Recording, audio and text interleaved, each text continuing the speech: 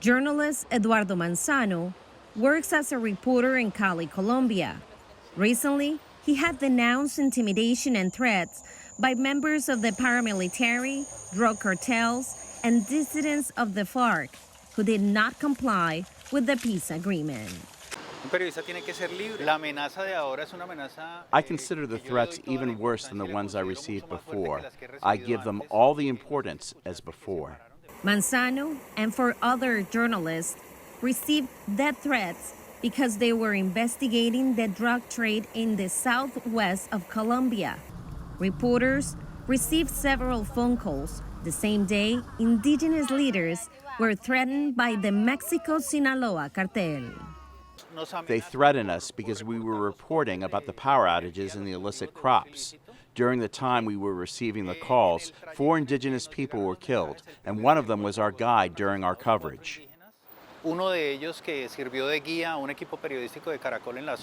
the peace agreement was signed in 2016, some FARC members were not happy with the demobilization. Some of them abandoned the process and rearmed. There are not external actors. It is a broken criminal infrastructure that occurred after the demobilization of the FARC. Now we have an increase in coca crops and fewer municipalities. For Alejandra Barrios, director of the Electoral Observation Mission in Colombia, the acts of violence are all evidence of a power struggle in Colombia. It's about who is really in charge of Colombia.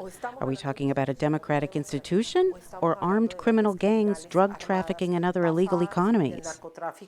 Eduardo Manzano has left Colombia and now is living in Dallas, Texas for security reasons. He indicated that the work he was doing was a risk for those criminal organizations, and he did not want to put his family in danger. The Committee to Protect Journalists reports that between 1992 and 2019, 51 journalists were killed while doing their work. Celia Mendoza, VOA News, Bogota, Colombia.